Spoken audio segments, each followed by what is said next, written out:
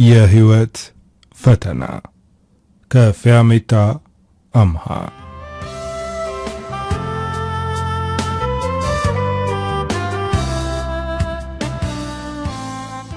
ሁሉም ቤተሰብ ውስጥ ትልቅ ደረጃ ይደርሳል ወይም ትደርሳለች በጣም ፈጣንና ብልህ ናት፣ እሱኮ ወደፊት ለሚገጥመው ነገር ጠንካራ ልጅ ነው እየተባለ ያደጉ ልጆች አሉ። እህት ወንድሞቻቸውን አስጠቁረው እነሱ ግን በወላጅ ተወዳጅ የሆኑ ልጆች ሁሉም ቤተሰብ ውስጥ አይጠፉም። ሰላም ከነዛ መካከል ትጠቀሳለች። ተወልዳ ያደገችው ወሎ ኮምቦልቻ ከተማ ነው። የቤቱ ሶስተኛ ልጅ ስትሆን ታላቅ ወንድምና እህት አሏት። እንዲሁም አንዲት ታናሽ እህት አለቻት። የነሱን ብልህነትና ቀልጣፋነት እሷ ሰብስባ ወስደዋለች። በጣም ፈጣንና ብልህ ናት። ወንድሟና እህቶቿ ቢናደዱባትም በወላጆቿ ግን የምትደነቅ ልጅ ናት። ታላቆቿ ዩኒቨርሲቲ የመግባት እድል አላገኙም። ቤተሰቦቿ ግን እሷ ላይ ተስፋ አላቸው። ገብታ በጥሩ ውጤት ተመርቃ ጥሩ የሚባል ሥራ ይዛ እነሱን እንደምትረዳና ራሷም ጥሩ የሚባል ኑሮ እንደምትኖር እርግጠኞች ናቸው። እሷም የነሱን ምኞት እንደምታሳካው ታምናለች። ቤተሰቦቿ ብቻ ሳይሆኑ የሰፈር ሰው ሳይቀር እሷ ላይ ትልቅ ተስፋ አላቸው። ልጃችሁ ሰላም ተምራ ስራ ስትይዝ ይህም ቤት ታድሰዋለች፣ እንኳን ለናንተ ለኛ ለጎረቤትም የምትተርፍ ልጅ ናት ይሏታል። ይህን ከመጠን በላይ የሆነ አደራ ያስተዋለው ታላቅ ወንድሟ ግን ይፈራ ነበር። ይህ ከአቅም በላይ ነው፣ እቺ ልጅ እናንተ እንደምትሉት ካልሆነች ለሷ ጥሩ አይደለም፣ ስለዚህ ከዚህ በላይ ምንም አትበሏት ይላል። ይህም በማለቱ ይቆጡታል። አንተ እሷ የምታደርገውን ጥቂቱን እንኳን ማድረግ አትችልም አሉት። ሰላም ትኩረቷ ትምህርቷ ላይ ነበር። 12ኛ ክፍል እያለች ክላስ ውስጥ የሚወዳት ልጅ ነበር። በጣም እንደሚወዳት ነገራት። ፊት ለፊቷ ቆሞ ፍቅሩን ሲገልጽላት ሳቋን መቆጣጠር አልቻለችም። ሆዷን እስከሚያማት ሳቀችበት። የምትስቀው ደስ ብሏት ነው ወይስ ተናዳብኝ ነው ብሎ እየተጨነቀ ነበር።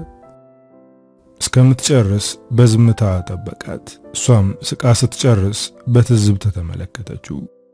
ዓላማዬ ምን እንደሆነ ስለማታውቅ ነው ይህንን የጠየቀኝ፣ ስለዚህ አልተበሳጨውብም አለችው።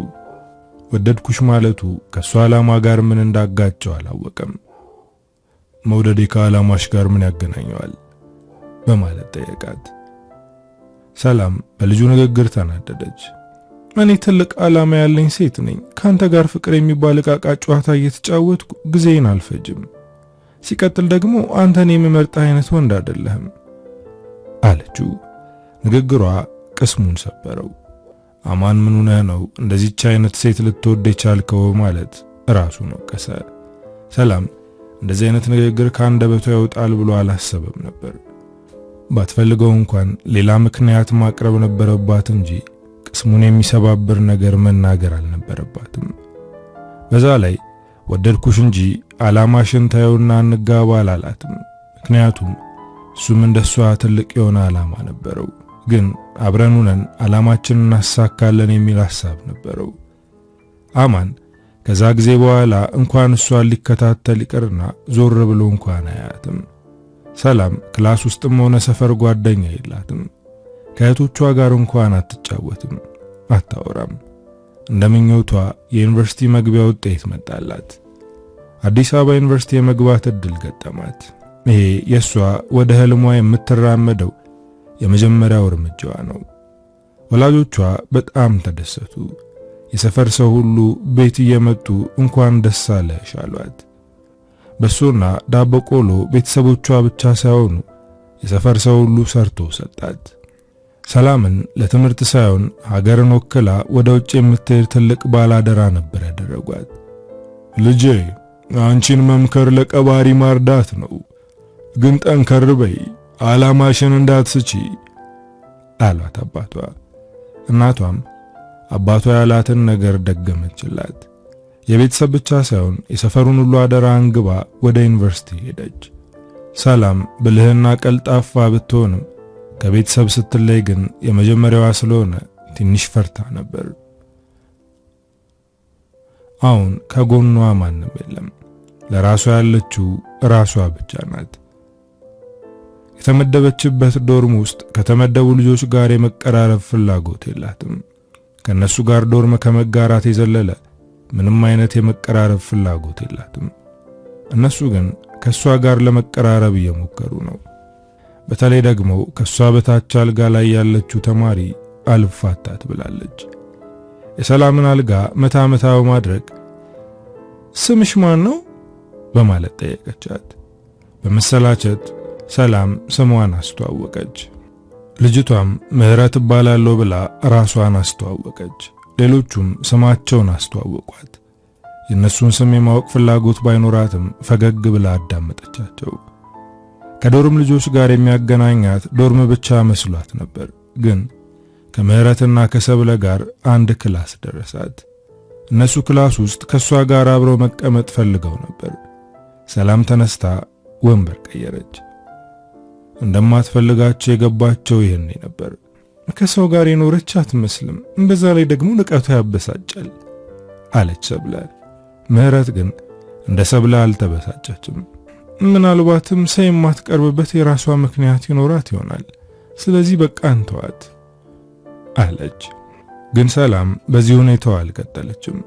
በሕይወቷ ለመጀመሪያ ጊዜ ከአንድ ሰው ጋር የመተዋወቅና ከዛ ሰው ጋር የመቀራረብ ፍላጎት ኖራት። ይህ ሰው አብሯት የሚማር የክላስ ልጅ ነው። እሱም እንደሷ ብዙም ሰው አይቀርብም። ክላስ የሚገባው አርፍዶ ነው። ሲመጣ ለብቻው ለየት ያለ ቦታ ይቀመጣል። በዛ ላይ ደግሞ የክላሱ ጎበዝ ተማሪ እሱ ነው። አሁን እሱን ለመቅረብ ፈለገች። ልታናግረው ስትሞክር በተለየ ሁኔታ አያናግራትም። ከጎኑ ለመቀመጥ ሞክራለች። እሱ ግን መቀመጧን እንኳን አላስተዋለም። የአማን ስሜት የገባት ገና አሁን ነው። እንደዛ ስትገፋው የተሰማው ስሜት ከባድ እንደሆነ ተረዳች። ከጎኑ መቀመጧን ባያስተውለውም መቀመጧ ጥሩ የሚባል እድል ፈጠረላት። መምህሩ ለሁለት የሚሰራ አሳይመንት ሰጠ። ከጎናችሁ ካለ ሰው ጋር ተጣምራችሁ ስሩ ሲል ውስጧ በደስታ ዘለለ። መምህሩ ሲወጣ እሱም ለመሄድ ሲነሳ እና መቼ ነው የምንሰራው በማለት ጠየቀችው። አንቺ ሚራሽን ሰርተሽ ነይ፣ እኔም ሰርቼ እመጣለሁ ብሎ ነገሩን ቀለል አደረገው።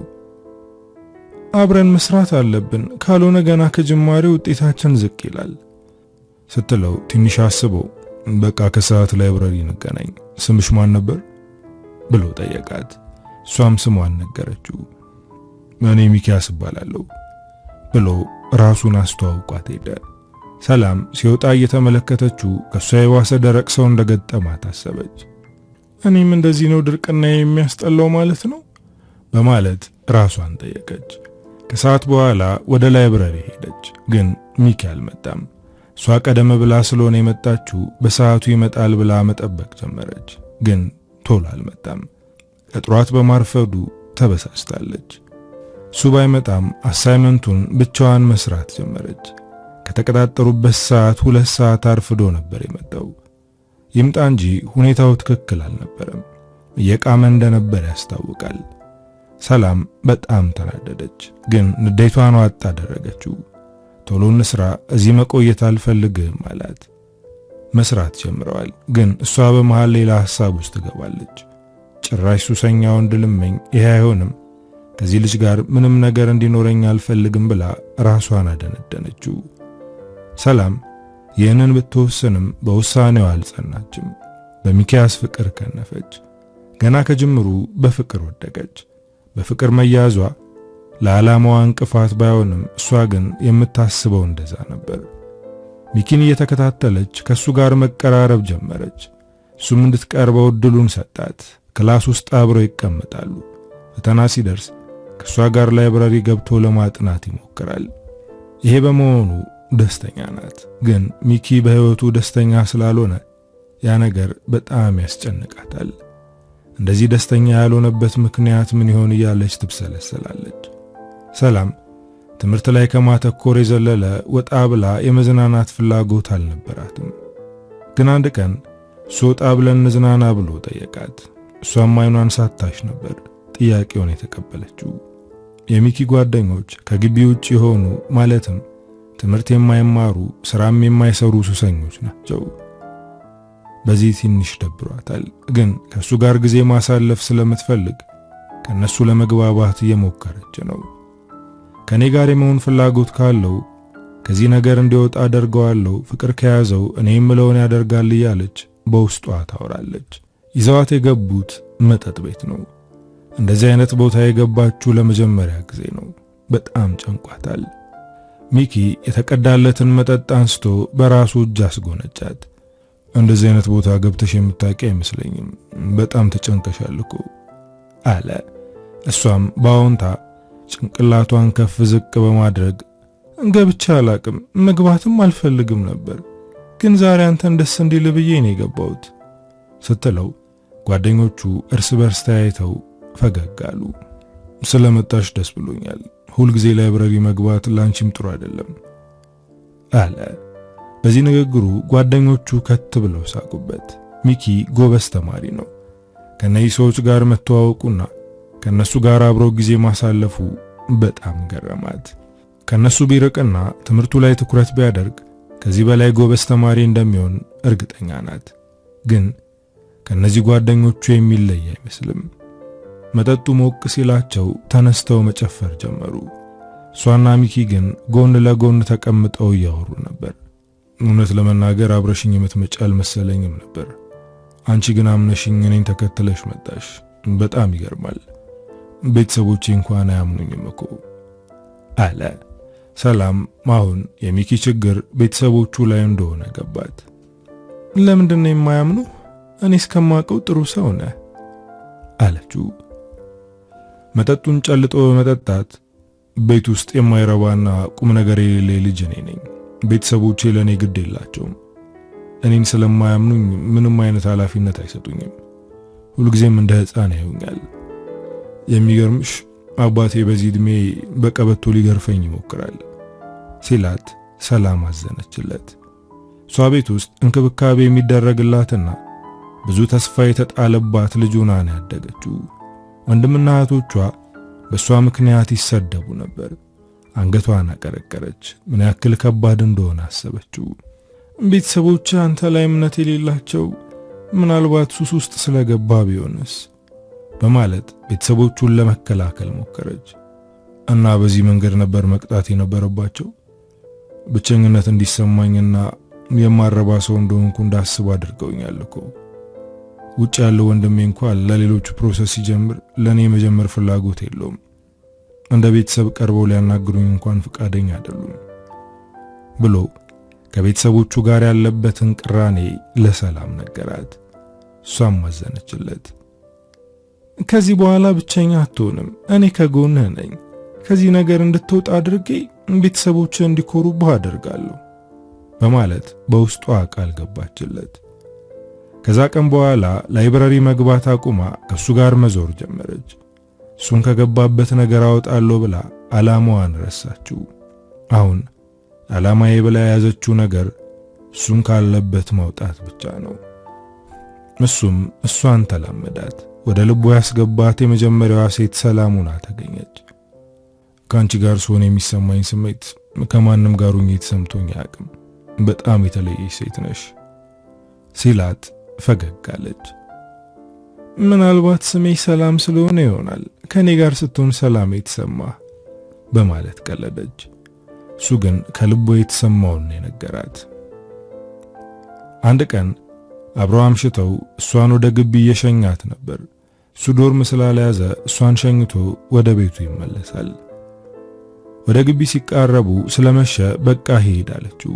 እሱ ግን በር አደረሳት። ከአንቺ ጋር የማሳልፈው ጊዜ ያስደስተኛል። አንቺም ከኔ ጋር ጊዜ ለማሳለፍ ፈቃደኛ ስለሆንሽ ከልቤ አመሰግንሻለሁ አላት። ሁለቱም መጠጡ በትንሹ ሞቅ ስላደረጋቸው ውስጣቸው የሚጉላላውን ስሜት ለማውጣት እየቃጣቸው ነበር። ሰላም ግን ፈራች። ከሱ ቢመጣ የተሻለ ነው አለች። ለመሰናበቻ ጉንጯን ለመሳም ሲጠጋት እሷ ግን ከንፈሯን ሰጠችው። ጉንጯን በስሱ ስሞ ሊመለስ የነበረ ቢሆንም አሁን ግን ከከንፈሯ ላይ መነሳት አልቻለም። ሰላም ከንፈሯን የተሳመችው ለመጀመሪያ ጊዜ ነው። ልዩ ስሜት ተሰምቷታል። ወዲያው ሁለቱም ወደ ራሳቸው ተመለሱ። በቃ ግቢ ይበርድሻል አላት። እሷም እሺ ብላ ወደ ግቢ ገባች። የተደበላለቀ ስሜት እየተሰማት ነው።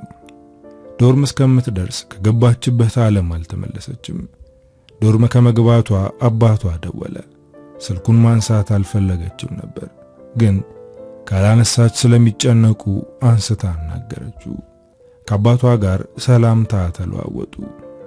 ልጄ ትምህርቱ እንዴት ነው ብሎ ጠየቃት። አሁን በአባቷ ጥያቄ ደነገጠች፣ ምክንያቱም ትምህርቷን ችላ ብለዋለች። ጥሩ ነው ብላ መለሰችለት፣ ግን ያለችበት ሁኔታ ጥሩ እንዳልሆነ ታውቀዋለች። አባቷ እሷ ላይ ያለው ተስፋ ትልቅ ነው። እሱ ብቻ ሳይሆን ሙሉ ቤተሰቡና የሰፈር ሰው ውጤታማ እንደምትሆን አስቀድመው ደምድመዋል። እሷ ግን ትምህርቷን ችላ ብላ ልቧን እየተከተለች ነው። አባቷን ተሰናብታ ስልክ ከዘጋች በኋላ ስለ ሚኪ ማሰቧን ቀጠለች። ከንፈሯን እየነካካች የተሳሳሙበትን ቅጽበት እያስታወሰች ነው። ደስ የሚልና ጣፋጭ እንቅልፍ ነበር ተኝታ ያደረችው። ጠዋት ወደ ክላስ ሄደች። ሚኪ አልመጣም። እሱ ስላልመጣ ክላሱ አስጠላት። በዛ ላይ ደግሞ የተሰጣቸውን ፕሮጀክት አልሰራችም። ሚኪን ስታሳደድ ትምህርቷን ዘነጋችው። መምህሯ ደጋግማ አስጠነቀቀቻት። ክላስ እየመጣሽ አይደለም፣ በዛ ላይ የሚሰጠውን አሳይመንት እየሰራሽ አይደለም፣ ተጠንቀቂ ያለቻት። በዚህ ክላስ ብቻ ሳይሆን በሌላውም ደክማለች። ሌሎቹ መምህራኖችም ቢሮ ድረስ ጠርተው መክረዋታል። እነሱ ሲመክሯት ዓላማዋን ታስታውሳለች። ቤተሰቦቿ ትዝ ይሏታል። ከነሱ ቢሮ እንደወጣች ግን ስለ ሚኪ ማሰብ ትጀምራለች። ከሚኪ ጋር ያላት ነገር ጠነከረ። ከሱ ጋር መጠጥ ቤት ታመሻለች፣ መቃመም ጀምራለች። እሱን ከሱስ አወጣለሁ ያለች ሴት እሷም ወደዛው እየገባች ነው። ፍቅር ጀምረዋል። ከሷ ጋር ፍቅር በመጀመሩ የሱ ጓደኞች ደስተኞች አይደሉም። ምክንያቱም ብዙ ጊዜውን ከሷ ጋር ነበር የሚያሳልፈው። በተለይ አንደኛው ጓደኛው ለማጣላት እየሞከረ ነው። አንተ ግቢ ስለማትውልና እዛ የምታውቀው ሰው ስለሌለ ነው ያልሰማው እንጂ ይቺ ሴት ግቢ ውስጥ ከመምህራን ጋር ሳይቀር የምትንዘላዘል ሴት ናት። ስለዚህ ትቅርብ፣ በሽታ ላይ ተጥለሃለች አለው። ሚኪ ግን ይበልጥ እሷ ጋር ተጣበቀ። በዛ ላይ ከዚህ በፊት ከወንድ ጋር ግንኙነት እንደሌላት ሲያረጋግጥ አጥብቆ ያዛት። እሷ እንደሆነ ስታረጋግጥ ትምህርቷ ላይ ግን ሰነፈች። መስነፍ ብቻ ሳይሆን ውጤቷ ዝቅተኛ ሆነ። ትልቅ ዓላማ ይዛ የመጣችው ሰላም ውጤቷ አሽቆልቁሎ ለመባረር ደረሰች። ደንግጣለች። መስተካከል የማይችል ነገር ነው። ቤተሰቦቿን አሰበች። ምን ልላቸው ነው? ህልሜስ ምንድነው የማደርገው እያለች ነው። ቤተሰቦቿንና የሰፈሩን ሰው አስታወሰች። ያኔ ሲሸኟት በእሷ ላይ የጣሉት ተስፋ ትልቅ ነበር። አሁን በፍቅር ምክንያት ከዩኒቨርሲቲ ተባራ መጣች ሲባል ቤተሰቦቿ የሚሰማቸውን ስሜት አሰበችው። ስቅስቅ ብላ እያለቀሰች እያለ ሚኪ ወደ እሷ መጣ።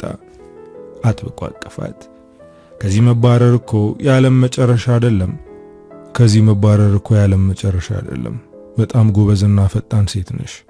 ሌሎች አማራጮችን ትሞክሪያለሽ አላት። ቤተሰቦቼ እኮ ልጃችን በማዕረግ ትመረቃለች ብለው እየጠበቁ ነው። በእኔ ትልቅ ተስፋ አላቸው አለች ሰላም። ተስፋ ቆርጣለች። ሰማይ ምድሩ ተደበላልቆባታል። ምንም የተስፋ ጭላንጭል እየታያት አይደለም። አሁን አትንገሪያቸው፣ በግል ትማሪያለሽ፣ ከጨረሽ በኋላ ትነግሪያቸዋለሽ አላት። ቀና ብላ ተመለከተችው። እንዴት ነው የግል የምማረው? በቅርቡ ከዶርም እወጣለሁ፣ የምኖርበት የለኝም እኮ አለችው። እሱም እጇን አጥብቆ ያዛት። ምን ያለውልሽ፣ አብረን እንኖራለን፣ እየከፈልኩ አስተምርሻለሁ አላት። እሱ ራሱ የቤተሰቦቹ ጥገኛ ነው። በዛ ላይ በሱስ ተጠምዷል። እንዴት ሊያግዛት እንደሚችል አልገባትም። ግን እሺ ከማለትና በሱ ላይ ከመተማመን በቀር ሌላ አማራጭ የላትም። ሰላም ከግቢ ወጣች። ሚኪ በተከራየው ቤት ወሰዳት። ይህንን ቤት የተከራየው ለሷ ሲል ነው። አንድ ፍራሽ ብቻ ነው ያለው። ለአሁን ማድረግ የቻልኩት ይህንን ነው፣ ቀስ በቀስ አስተካክላለሁ አላት። ይህንንም ያደርጋል ብላ አልጠበቀችም ነበር። ለጊዜው ማረፊያ ካገኘች ቀስ ብላ አስባ ነገሮችን ለማስተካከል ትሞክራለች። አባቷ በየጊዜው ይደውላል። ትምህርት እንዴት ነው እያለ ይጠይቃታል። እሷም እንባዋን ዋጥ አድርጋ ይዛ ጥሩ ነው ትለዋለች። ይሄ ነገር በጣም እየጎዳት ነው። የሆነውን ለቤተሰቦቿ ተናግራ ለመገላገል አስባ ነበር፣ ግን አልቻለችም። ሚኪ የግል እንደሚያስተምራት ነግሯት ነበር፣ ግን አሁን ዝም ብሏታል። የቤት ኪራይ ይከፍላል፣ የቤት አስቤዛ ያሟላል። ከዛ የዘለለ ነገር አላደረገም። እሷ ግን ውስጧ አርፎ አልተቀመጠም። እሱ እንዲያስተምረኝ ከምጠብቅ ለምን እየሰራው አልማርም ብላ አሰበች። ስራ ፍለጋ ወጣች፣ ግን በቀላሉ ለሷ የሚሆን ስራ ማግኘት አልቻለችም። ስትፈልግ ውላ ወደ ቤት ስትመለስ እሱ ቁጭ ብሎ እየጠበቃት ነበር። ስትገባ በጥሩ ሁኔታ አልተቀበላትም። የት ነበርሽ በማለት ጠየቃት። አጠያየቁ ቁጣን ያዘለ ነበር። ስራ አስፈልግ ነው ያልኩት፣ ግን አጣው አለችው። ሚኪ ተበሳጨባት። የቤት ኪራይ አልከፍልም አልኩሽ ወይስ እንዲርብሽ አደረኩ? የትኛው ጎሎብሽ ነው ስራ ፍለጋ የወጣሽው ብሎ ተቆጣ። መጀመሪያ ላይ በትዕግስት ልታልፈው ነበር፣ ግን እሱ ንግግሩን አላቆም ሲላት እሷን በቁጣ ተሞልታ የውስጧን ብሶት አወጣችው። እዚህ ባዶ ቤት መቀመጥ አልፈልግም፣ መማር እፈልጋለሁ። ቤተሰቦቼ ከኔ የሚጠብቁት ብዙ ነገር አለ። ስለዚህ ዝም ብዬ መቀመጥ አልችልም፣ ውስጤ መረጋጋት አልቻለም አለችው። ትምህርት እንድትማሪ እንደማደርግ ነግሬሽ ነበር፣ አንቺ ግን መታገስ አልቻልሽም። ነገሮችን እስከማስተካከል እንኳን ብትጠብቂ ምን ነበረ ሲላት ተረጋጋች። ዝም ስትል የረሳው መስሎኝ ነበር፣ በጣም ይቅርታ አለችው። ሚኪ ነገሮችን እስከማስተካከል ታገሺ ቢላትም ቀኑ ግን እየገሰገሰ ነው። በዚህ መሃል ሌላ ከባድ ነገር ተፈጠረ። በጣም አሟት ነበር።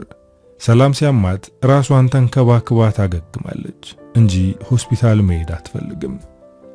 በአሁኑ ግን በጣም ስላመማት ወደ ሆስፒታል ሄደች። ሆስፒታል የተነገራት መርዶ በጣም ከባድ መርዶ ነበር። እርጉዝ መሆኗን ሲነግሯት ለተወሰነ ደቂቃ ራሷን ስታ ነበር። ወደ ራሷ ስትመለስ የሆነው ነገር ህልም በሆነ ብላ ተመኝታ ነበር። ነገር ግን ህልም ሳይሆን እውን ነበር። እዛው ከዶክተሩ ፊት ማልቀስ ጀመረች። ምንድነው የማደርገው? ፈጣሪን ምን አድርጌው ነው ከችግር ላይ ችግር የሚያመጣብኝ አለች። ዶክተሩ ሁኔታዋ አስጨነቀው። እባክሽ ተረጋጊ፣ ይሄ ሁኔታሽ ጽንሱን ይጎዳዋል አላት። እንደዚህ ሲላት ባሰባት። ቤተሰቦቼ ከ2 ዓመት በኋላ ልጃቸውን በማድረግ ለማስመረቅ ለመምጣት ያሰቡ ነው። እኔ ግን ተባረሪያለሁ። ጭራሻውን ደግሞ እርጉዝ መሆኔን እየነገርከኝ እኮ ነው ዶክተር አለችው። ሕይወትን የምንኖረው እኛ ባሰብነው ሳይሆን ፈጣሪ በፈቀደልን መልኩ ነው። ስለዚህ ምናልባት ያንቺ የሕይወት መንገድ ይሄ ሊሆን ይችላል። በዛ ላይ ይሄ ልጅ ትልቁ ዕድልሽ ሊሆን ይችላል። ያለምንም ምክንያት እኛ ላይ ምንም ነገር አይፈጠርም። ስለዚህ ይሄ ልጅ ያለምንም ምክንያት አልመጣም ብሎ ሊያጽናናት ሞከረ። ከሆስፒታል እንደወጣች ለአባቷ ደወለችለት። ልጄ አሁን ስላንቺ እያወራው ነበር፣ ለምርቃትሽ ስለምደግሰው ድግስ ከአንድ ወዳጄ ጋር እያወራው ነበር ሲላት ጉልበቷ ተብረከረከ። የምትናገረው ጠፋባት። ምነው ልጄ ዝም አልሽ? ደህና አይደለሽም እንዴ ሲላት እንቧን ጠርጋ መናገር ጀመረች። ስለ ድግሱ ሲደርስ እናስብበታለን። አሁን የደወልኩት ናፍቃችሁኝ ነው ብላ ስቅስቅ ብላ ለቀሰች። ልጄ እኛም እኮ ናፍቀንሻል። ከኛ ባትለይ ደስ ይለን ነበር፣ ግን ህልምሽን ማሳካት አለብሽ ልጄ፣ ጠንከር በይ አላት።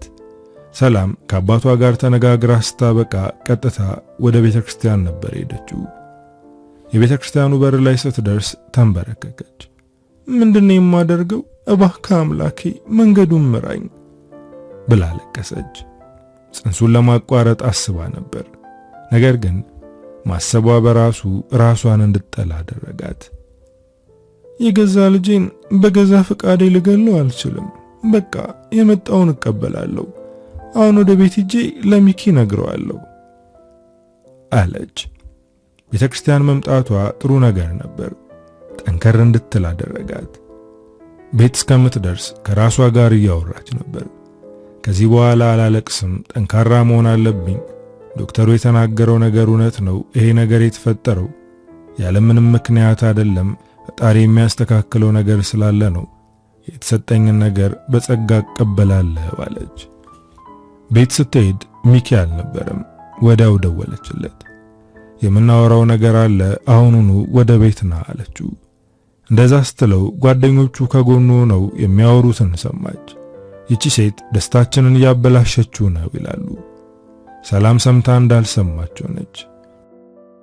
ሚኪ ከአንድ ሰዓት በኋላ ቤት ደረሰ። እንደገባ ነበር እንደዚህ አስቸኩለሽ የጠራሽኝ ምን ልታደርጊኝ ፈልገሽ ነው አላት። እሷም ምንም ሳትፈራ በድፍረት እርጉዝ መሆኗን ነገረችው። ሚኪ በድንጋጤ የሚናገረው ጠፋበት። እኔም ስሰማ በጣም ደንግጬ ነበር፣ ግን አንዴ የሆነው ሆኗል ብዬ ተቀበልኩት ስትለው አንደበቱ ተፈታ። የሆነው ሆኗል ማለት ምንድነው? መጠንቀቅ ነበረብሽ። እንዴት እንደዚህ እንዝላል ትሆኛለሽ ብሎ ሲቆጣት ደነገጠች። ይህንን ነገር ብቻዬን አላመጣሁትም፣ እንዴት እንደዚህ አይነት ነገር ትናገረኛለህ ስትለው ንዴቱ ባሰበት። በፍጥነት ይህንን ጽንስ እንዲቋረጥ አድርጊ፣ ቤተሰቦቼ ከነጭራሹ በእኔ ላይ ፊታቸውን ያዞሩብኛል፣ በዛ ላይ አሁን አባቴ መሆን እቅድ የለኝም ብሎ ጥሏት ወጣ። ፈጣሪ ከዚህ ሰው ጋር ፍቅር ከሚይዘኝ ገለኸኝ ቢሆን ይሻለኝ ነበር በማለት በምሬት አለቀሰች። ሚኪ ጽንሱ እንዲቋረጥ ቢፈልግም እሷ ግን ያንን ማድረግ አትፈልግም። ሚኪ የሰማው ነገር አስደንግጦታል። ወደ ጓደኞቹ ተመልሶ አልሄደም። ቀጥታ ሄደው ወደ ቤተሰቦቹ ቤት ነበር። ወደ ቤት ሲገባ ሁሉም ሳሎን ነበሩ። እንዴት ዋላችሁ ብሎ ወደ ክፍሉ ለመግባት ሲራመድ አባቱ ጠራው። የምነግርህ ነገር አለ እና ቁጭ በል አለው። ዛሬ ምን ተገኝቶ ነው እንደዚህ ትህትና በተሞላበት አነጋገር አባቴ ሊያናግረኝ የቻለው ብሎ ቤተሰቦቹን ተቀላቀለ። አባቱ እግሩን አነባብሮ ፊት ለፊቱ እየተመለከተው ነው። ዛሬ ምን ነው በጊዜ ገባ? እነዛ ዱርዬ ጓደኞቹ ጋር ተጣልተ ነው እንዴ በማለት ጠየቀው። የሚኪ ቤተሰቦች ጓደኞቹን ይጠሏቸዋል። ምክንያቱም እዚህ ነገር ውስጥ ጎትተው ያስገቡት እነሱ ናቸው ብለው ያስባሉ። ግን ሚኪ ሱስ ውስጥ የገባው በማንም ግፊት አይደለም። ካለበት የብቸኝነትና ያለመፈለግ ስሜት ለማምለጥ ሲሞክር ራሱን እዚህ ነገር ውስጥ አገኘው። ብቸኝነቴን የሚጋሩኝና መኖሬን የሚያስታውሱት ጓደኞቼ ናቸው እና እንዴት ከነሱ ጋር እጣላለሁ በማለት ለአባቱ መለሰለት። ሞኝ ነህ ልበል ልጄ? ከኛ በላይ እነሱ የሚያስቡልህ መስሎ ነው? እስኪ ለአንድ ሳምንት ያክል ብር የለኝም ከናንተ ጋር ነኝ በላቸው። እውነቱን ልንገርህ፣ ስልክህን አያነሱም፣ ካንተ መራቅ ይጀምራሉ። ምክንያቱም ገንዘብህን እንጂ አንተን አይፈልጉም አለው። ሚኪ በአባቱ ንግግር ተበሳጨ። እናንተ ለኔ ግድ ስለሌላችሁ እነሱም እንደናንተ መሰሉ እንዴ ብሎ ለመሄድ ሲነሳ አባቱ አብሮት ተነሳ።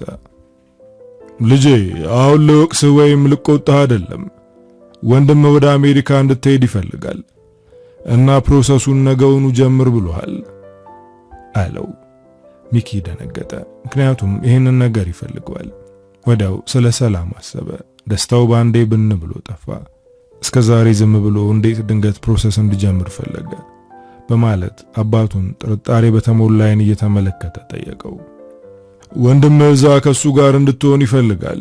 ስለዚህ ጊዜ አታራዝም፣ ደውልለትና አስፈላጊውን ነገር አድርግ አለው። ሚኪ ወደ ክፍሉ ገብቶ አልጋው ጫፍ ላይ ተቀመጠ። የዛሬው ቀን ምንድነው? ሰላም የሚያስደነግጥ መርዶ ነገረችኝ። አሁን ደግሞ አባቴ የሚያስደነግጥ ደስታ ረዳኝ። ስለ የትኛው ላስብ እያለ ነው። ከሰላም ጋር ያለውን ነገር አሰበው።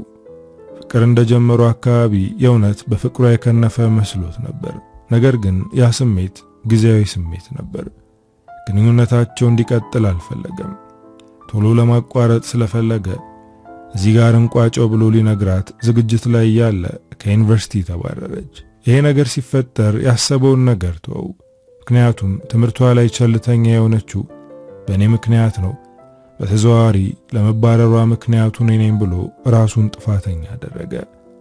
በዚህ ምክንያት ሊለያት አልቻለም።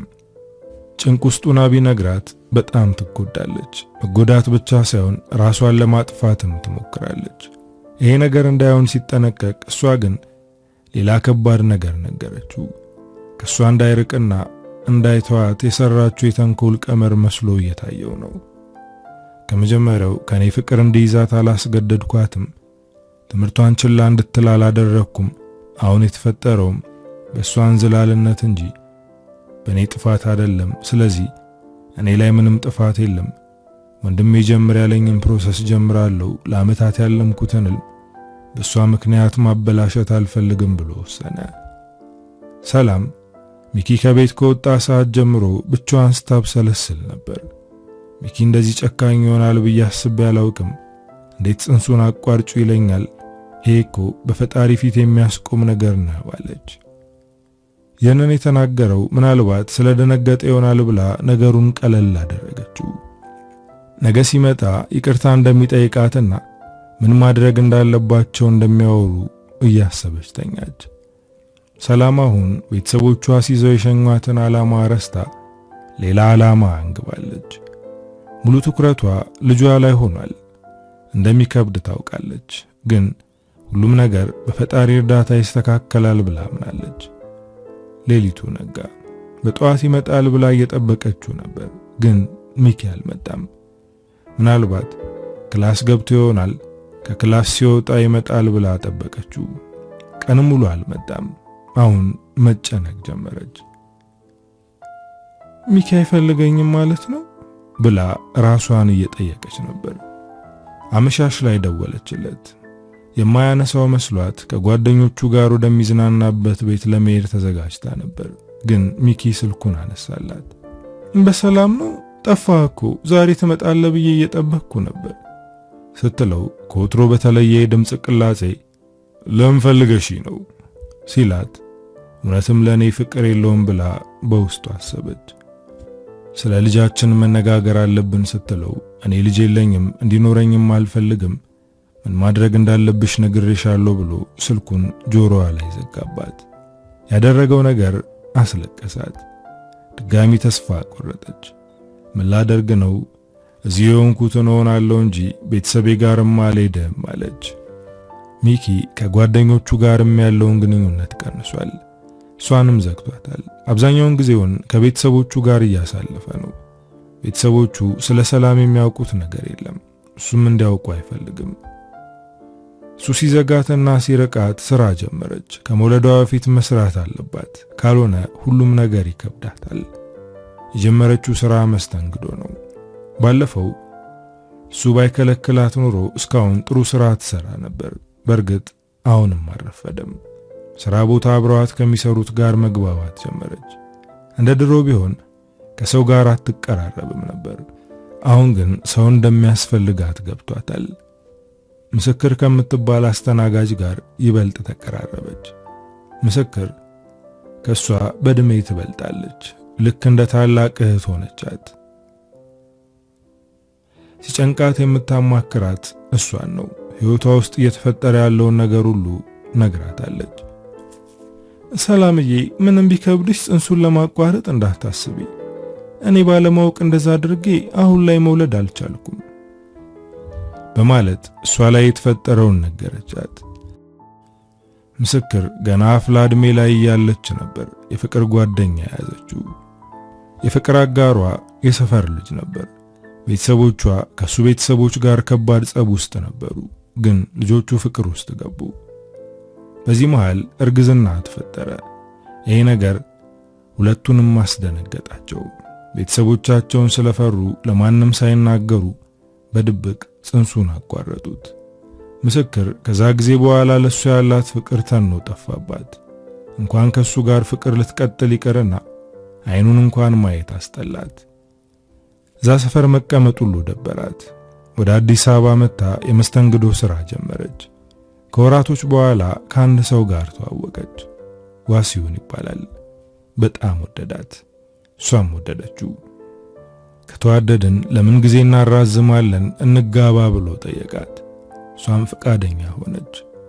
እሱም ገቢው ዝቅተኛ ስለሆነ ሰርግ የመደገስ አቅም አልነበረውም። እሷም ብትሆን የሰርግ ፍላጎት የላትም፣ ግን ቀለበት ስታስርና ስትፈራረም ቤተሰቦቿ እንዲኖሩ ትፈልጋለች። ዋሲውን ቤተሰብ ስለሌለው ማንም ኖር አልኖረ ምንም አይመስለውም። ቤተሰቦቼ ከሚመጡ ለምንኛ ዛይደን ጨራርሰን አንመጣም አለችው። እሱም በሐሳቧ ተስማማ። ለተወሰነ ቀን ስራ አስፈቅዳ ከዋሲውን ጋር ወደ ቤተሰቦቿ ቤት ሄደች። እሷ ቤተሰቦች መደገስ ፈልገው ነበር፣ ግን እሷ አያስፈልግም ስላለች አባታቸውና የቅርብ ቤተሰብ በተገኘበት ተፈራርመው ተጋቡ። ደስ የሚሉ ጥንዶች ሆኑ። ባላቸው ነገር ደስተኛ ነበሩ። ነገር ግን ልጅ ሊመጣ አልቻለም። ብዙ ሞከሩ፣ ነገር ግን አልተሳካም። ሁለቱም ሆስፒታል ሄደው አስፈላጊውን ነገር አደረጉ፣ ግን ፈጣሪ ካልፈቀደው የሚሆን ነገር አይደለም። ዓመታት አለፉ። ሁለቱም ልጅ ይመጣል ብለው እየጠበቁ ነበር። በስተመጨረሻ ዋሲውን ጥሏት ሄደ። እሷን ፈቶ ሌላ ሴት አገባ። ወዲያው ልጅ ወለደ። ችግሩ ከሷ እንደሆነ ገባት። ከሱ በኋላ ግብታ ግን መውለድ ባለመቻሏ ይሄኛውም ልክ እንደ ዋሲውን ድጋሚ ጥሏት ሄደ። ምስክር ልጅ የመውለድ ፍላጎት ቢኖራትም መውለድ አልቻለችም። አሁን ድረስ እየሞከረች ነው። የፈጣሪ ሰዓት አይረፍድም። ምናልባት ሊሰጠኝ ይችላል ብላ እየጠበቀች ነው። ሰላምንም አደራ ጽንሱ እንዳታቋርጭ የምትላት እሷ ላይ የደረሰውን ነገር እንዳይደርስባት ነው። ሰላም ከምስክር ጋር ስታወራ ነገሮች ቀለል ይሏታል። ሚኪ ድምፁን እንዳጠፋ ነው፣ ግን ይመጣል ብላ እየጠበቀች ነው። በሱ ተስፋ አልቆረጠችም። ለምን ቤቱ ድረስ ሂደሽ አታናግሪውም? ብቻሽን ያመጣሽው ነገር አይደለም እኮ። ከአንቺ ጋር መቀጠል ባይፈልግም ሊያግዝሽ ይገባል።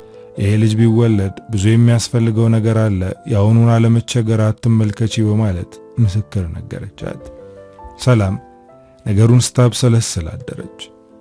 በነጋታው ጓደኞቹ ወደሚቅሙበት ቤት አመራች፣ ግን እሱ አልነበረም። ከነሱ ጋር እንደተራራቀና በሷ ምክንያት የራቃቸው መስሏቸው እንደነበር ነገሯት። ከነሱ ጋር ብዙ ማውራት ስላልፈለገች የቤቱን አድራሻ ተቀብላ ወጣች። እሷ እንደወጣች አንደኛው ጓደኛው እሱን ሳናስፈቅድ መስጠት አልነበረብንም እኮ አለ። ሌላኛው በድል አድራጊነት እየሳቀ ጓደኞቹን ከርቷል፣ ስለዚህ ለክህደቱ መልስ ምትነው እሷን ይላክንበት አለ። ሰላም ወደ ሰጧት አድራሻ ሄደች። እዛ አካባቢ ያሉ ቤቶች ቅንጡና ተመሳሳይ ናቸው። መለየት አልቻለችም። በመንገድ የሚያልፉትን ሰዎች አስቁማ ጠየቀች። ሰዎቹም ወዲያው አሳዩአት። እዚህ ሰፈር ውስጥ እነ ሚኪን የማያውቅ ሰው እንደሌለ ተገነዘበች። ወደ ግቢው በር አመራች። ለተወሰነ ደቂቃ በዝምታ ቆማ ቆይታለች። ሳታገኘው ለመመለስ ቃቷት ነበር፣ ግን እንደምንም ለጊዜው ክብሯን ከትከሻዋ ወረዳ ለማናገር ወሰነች። የግቢውን በር ስታንኳኳ በውስጧ ምን አለ ባይኖር እያለች ነበር። ዘበኛው የግቢውን በር ከፈተው። ቆፍጠን ያለና ግንባሩ የማይፈታ ዘበኛ ነው። እሷ ፈገግ ለማለት እየሞከረች ነበር። እሱ ግን ግንባሩን እንደቋጠረ አቤት ማንን ፈልገሽ ነው ብሎ ጠየቃት። ሚኪን ፈልጌው ነበር ጥራልኝ ስትለው ከላይ እስከ ታች ተመለከታት። እሷም ግራ ገብቷት ተመለከተችው። ስልክ ባለበት ዘመን ቤት ድረስ መተሽ ጥራልኝ ማለትሽ አልተዋጠልኝም፣ ስልክ አለሽ አይደል ደውይለት ብሎ ተናገራት። በንቀት ስላናገራት ተናደደች። እንደዚህም ሆነው ባንተ ምክንያት ነው አለች። ስልኳን እንደማያነሳ ስለምታውቅ ስልኳ አልሰራልኝ ስላለ ነው እዚህ ድረስ የመጣሁት። አስቸኳይ ነገር ባይሆን ስልኩ እስከሚሰራ ጠብቅ ነበር አለችው። ትንሽ አተኩሮ ከተመለከታት በኋላ እዚሁ ጠብቂ ልጥራልሽ ብሎ ግቢውን ዘግቶት ወደ ውስጥ ገባ። አሁን ይበልጥ ፍርሃቷ ጨመረ። ግን ደግሞ ፍርሃት ብቻ ሳይሆን ንዴትም በውስጧ እየተቀጣጠለ ነው። ከትንሽ ቆይታ በኋላ ዘበኛውና ሚኪ መጡ። ሚኪ ሰላምን ሳያት ደነገጠ። ዘበኛው ወደ ውስጥ ገብቶ በሩን እንዲዘጋ ነገረው። የሰላምን እጅ አጥብቆ በመያዝ ከግቢው አርቆ ወሰዳት። ለምንድን ነው እዚህ ድረስ የመጣሽው? ቤተሰቦቼ ፊት ልታዋርጂ ነው አላት። ከዚህ በፊት የምታውቀው ሚኪ ሳይሆን ሌላ ሰው መስሎ እየታያት ነው። ለምንድነው ስልክህን የማታነሳው? በዛ ላይ እንዴት ነሽ፣ ምን ሁኔታ ላይ ነሽ ብለህ መጠየቅ እንኳን ከበደ ስትለው በመሰላቸት ተነፈሰ። በመካከላችን የነበረው ፍቅር አልቋል፣ ከዚህ በኋላ እዚያ አትምጪ ብሎ ወሽመጥ የሚቆርጥ ነገር ተናገራት። ያንተ እንጂ የኔ ፍቅር አላለቀም። አንተ ከኔ ፍቅር አልያዘህም ነበር ማለት ነው። ቶሎ ፍቅርህን ጨረስክ። እኔ ግን እንደዚህ የሚያስጠላ ነገር እየተናገርከኝ እንኳን ይቅርታ ለማድረግ ዝግጁ ነኝ። ከዚህ በኋላ አብረን ላንሆን እንችላለን። ነገር ግን ማህፀኔ ውስጥ ያለው ልጅ ያገናኘናል። አንተና እኔ ክፉ መነጋገር የለብንም በማለት ሲቃ እየተናነቃት ተናገረችው። አሁንም ሳይረፍድ እየነገርኩሽ ነው፣ ጽንሱን አቋርጩ፣ በዛ ላይ ደግሞ ድጋሚ ወደዚህ እንዳትመጪ ሲላት አይኗ እንባ ቀረረ። እዛው እንደቆሙ የግቢው በር ተከፈተ። የሚኪ እናት ወደ እነሱ እየተመለከተች ምን ነው በሰላም ነው ልጄ አለችው። ምግብ እየበሉ ከነበረበት ተነስቶ ነው የመጣው። ሲቆይ እናቱ ጨነቃት። ከማዕድ ላይ ተነስቶ በዛው ያስጠፋው ሰው ማን ነው ብላ ነው የመጣችው። ሚኪ እናቱን ሲያያት ደነገጠ። መጣው ወደ ውስጥ ግቢ አላት። ሰላም ሁሉንም ነገር ለእናቱ ለመናገር አሰበች። ለምን ትደነግጣለህ? ሁሉንም ነገር እናትህ ተወቀው እንጂ አለችው። ሚኪ ሰላምን በቁጣ እያስጠነቀቃት ነው። ከእናቴ ፊት ምንም እንዳትዘባርቂ ያለ። እሷ ግን ወደ እናቱ በመጠጋት ሚኪ ስለኔ ማንነት አልነገራችሁም ብላ ጀመረች። እሱ ለማስቆም እየሞከረ ነው። እናቱ ሰላም የምትናገረውን ነገር እየሰማች ነው። አንቺ ማን ነሽ? ስለ አንቺ ምንድነው የሚነግረን ብላ ጠየቀቻት። እኔ የሚኪ ፍቅረኛ ነኝ። በማህፀኔ ልጁን ይዣለሁ። ግን እሱ አባቴ መሆን ፍላጎት የለውም። ጽንሱን አቋርጩ እያለኝ ነው ብላ ተናገረች። ይህንን የተናገረችው ልጇ ሲወለድ አባቱ እንኳን ባይፈልገው አያቶቹ ጋር ጥሩ ግንኙነት እንዲኖረው ነው። የሚኪ እናት ደነገጠች። ልጇን እያየች እውነት ነው እንዴ ልጄ ስትለው፣ እሱ ግን ውሸት ነው፣ ምንም አይነት ግንኙነት የለንም፣ የምንተዋወቀው ክላስ ውስጥ ነው፣ ከዛ የዘለለ ትውውቅ የለንም ሲላት የሰላም ልብ ተሰበረ። አይኖቿ እንባ አቅርረው በዝምታ ተመለከተችው። እሱም በዝምታ እያያት ነው። ሁኔታዋ አሳዝኖታል። ግን ደግሞ ድጋሚ በቤተሰቦቹ ግዴለሽ መስሎ መታየት አይፈልግም። ይህንን ነገር እውነት ነው ብሎ ከነገራቸው ውጭ መሄድ የሚባል ነገር አይኖርም። እዚሁ ልጅህን አሳድግ ብለው ይፈርዱበታል። ሚኪ ካንቺ ጋር ምንም አይነት ግንኙነት እንደሌለው እየተናገረ ነው። ከሱ ምን ፈልገሽ ነው ብላ እናቱ ድጋሚ ልቧን ሰበረችው። ከሱ የሚፈልገው አባትነቱን እንዲቀበል ብቻ ነው አለች። ሚኪ ተናደደ።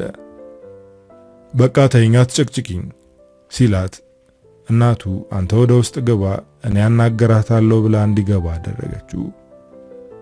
የኔ ልጅ ቆንጆና ወጣት ልጅ ነሽ። ከሚኪ የተሻሉ ወንዶችን ማግኘት ትችያለሽ። ስለዚህ ልጄን ተይው፣ አይሆንሽም። በቅርቡ ከሀገር ሊወጣ ነው፣ ተመልሶ አይመጣም። እዛ አዲስ ሕይወት ይጀምራል ስትላት በሐዘኔታ አንገቷን አቀርቅራ ሆዷን መነካካት ጀመረች። ልጄ ያለ አባት ሊያድግ ነው ማለት ነው? ምን ላደርግ ነው አለች። እውነት የጸነሽው ልጄ ሚኪ ከሆነ ጽንሱን ብታቋርጩ ይሻላል በማለት ልብን እንደ ቀስት የሚወጋ ንግግር ተናግራት ወደ ውስጥ ገባች። አሁን በሚኪ ተስፋ ቆረጠች። እሱም ሆነ ቤተሰቦቹ ልጁን አይፈልጉትም። እኔ ግን ልጄን እፈልገዋለሁ፣ ብቻዬን አሳድገዋለሁ ብላ ለራሷ ቃል ገባች። ቀጥታ ወደ ሥራ ቦታ ነበር ሄደችው። ዛሬ ረፍት ላይ ናት። ግን ቤት ገብታ በሐዘን ብቻዋን መቆዘም አልፈለገችም። ሚኪና እናቷ ያሏትን ሁሉ ለምስክር ስትነግራት አብራት አዘነች። ሱስ አባትነት ፈርቶ ነው ይባል እናቱ ምኑና ነው እንዴት እንደዚህ አይነት የሚጎዳ ንግግር ትናገርሻለች አለቻት። ከዚህ በኋላ በሚኪም ሆነ በቤተሰቦቹ ተስፋ የለኝም። ለልጄ መጠንከር ይኖርብኛል። ከዚህ በኋላ ቤተሰቦቼንም መዋሸት አልፈልግም። የሆነውንና የሆነ ያለውን ሁሉ ነግራቸዋለሁ ብላ ወሰነች። ጊዜ ሳትፈጅ እዛው ቁጭ እንዳለች ለአባቷ አደወለችለት። ሰላምታ ከተለዋወጡ በኋላ የምነግርህ ነገር አለ አለችው። ውስጧ በፍርሃት እየተናወጠ ነበር። እሱም እንድትነግረው ጠየቃት። ሰላም ከዚህ በላይ የዋሸች መቀጠል ስለማትፈልግ እንደምንም ድፍረት አሰባስባ ነገረችው። አባቷ ምንም አይነት ቃል አልተነፈሰም። ስልኩን ጆሮዋ ላይ ዘጋው። ደጋግማ ብትደውልም አላነሳውም። በእናቷና በወንድሟ ስልክ ደወለች፣ ግን ሁሉም ስልኳን አላነሱም። አሁን ይበልጥ ፈራች። አሉኝ የምላቸው ሰዎች ሁሉ ፊታቸውን እያዞሩብኝ ነው፣ ምንድነው የማደርገው ብላ በጭንቀት ስታለቅስ ምስክር እጇን ጨበጠቻት። አሁን ማልቀስ ሳይሆን ሐሞትሽን ዋጥ አድርጊ፣ ከዚህ በኋላ ከማንም ምንም ነገር አትጠብቂ አለቻት። ሰላም እርግዝናዋ እስከሚገፋ ድረስ 2 ቦታ ስራ መስራት ጀመረች። መስተንግዶን ግማሽ ሰዓት ስለሆነ የምትሰራው፣ በግማሽ ሰዓት ደግሞ ጽዳት እየሰራች ነው። ማታ ቤት ስትገባ ሰውነቷ በድካም ይዝላል። አሁን እንደዚህ የምትለፈው እርግዝናዋ ከገፋ በኋላና ስትወልድ እንዳትቸገር ነው። ቤተሰቦቿ እንኳን የሚጨክኑባት አልመሰላትም ነበር፣ ግን እነሱም ጨክነውባታል። አሁን ከጎኗ ያለችውና በአንዳንድ ነገር የምታግዛት ምስክር ብቻ ናት። አንዳንድ ነገሮችን ታግዛታለች። እርግዝናዋ ሲገፋ 2 ስራ መስራት አልቻለችም። በጣም ስለከበዳት መስተንግዶውን አቋረጠች። ግን የካፌው ባለቤት በጣም መልካም ሰው ስለሆነ ዝም ብሎ በባዶ አላሰናበታትም። ችግሯን ስለሚያውቅ ዳጎስ ያለ ገንዘብ ሰጥቶ ነበር የሸኛት። ሰላም የመውለጃ ጊዜዋ ሲቃረብ ፍርሃቷ እየጨመረ ሄደ። ፈጣሪ ካለውና ቀጥሎ ከሚሆነው ነገር አናመልጥም እና እሷም የሚያስፈራትን ነገር እየተጋፈጠች ነው። ሰላም ምጥ ሳይቆይባት ሴት ልጅ ወለደች። በዛ ሰዓት ከምስክር ውጪ ማንም አብሯት አልነበረም። መውለዷና ልጇን ማቀፏ ደስ ቢያሰኛትም ነገር ግን ልጇ ጤነኛ አልነበረችም። ለ2 ወር ያክል ሆስፒታል ነበረች። ከ2 ወር በኋላ ወደ ቤት ገባች። ግን አሁንም ሆስፒታል መመላለስ አልቀረም። እንዳራስ መጋረጃ ውስጥ ተቀምጣ ጥሩ ምግብ እየበላች ራሷን አልጠገነችም። ሆስፒታል ለሆስፒታል ስትንከራተት ከረመች። ዶክተሩ ምናልባት ልጅሽ በህይወት ላትቆይ ትችላለች ሲላት፣ እሷ ግን በልበ ሙሉነት ልጄ ምንም አትሆንም፣ እናንተ የምትችሉትን አድርጉ ዶክተር ብላ መለሰችለት። ልጄ ምንም አትሆንም፣ ፈጣሪ ያሳድግልኛል አለች ሲቃ እየተናነቃት። ምስክርም አብራት እያዘነች አይዞሽ ሰላምዬ፣ ፈጣሪ ሰጥቶ አይቀማሽም፣ በሱ ተማመኝ አለቻት። የምስክር ማጽናኛ ለሰላም ትልቅ ኃይል ነው። ምክንያቱም ከሷ ውጪ ሰው የላትም። የምታግዛትም አብራት ያለችውም እሷ ብቻ ናት። ሰላም በጣም ሲከብዳት ወደ ሚኪ ቤተሰቦች ቤት ለመሄድ አስባ ነበር። ግን የባሰ ያስከፉኛል ብላ መሄዱን ተወችው።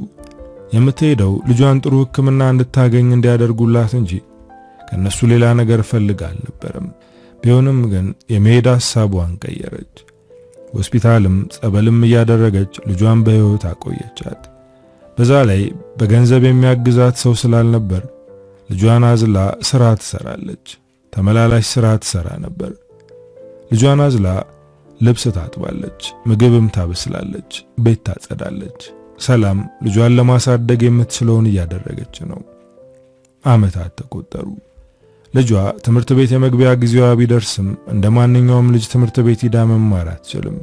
ምክንያቱም እድል የአእምሮ እድገት ውስንነት አለባት። ሰላም ልጇ የተለየ ትምህርት ቤት መማር እንዳለባት ሲነገራት ከልጇ ጋር ተመሳሳይ የሆኑ ልጆች ወደሚማሩበት ትምህርት ቤት ወሰደቻት። ነገር ግን ክፍያው በጣም ብዙ ነበር። ይህንን እየከፈለች የማስተማር አቅም የላትም።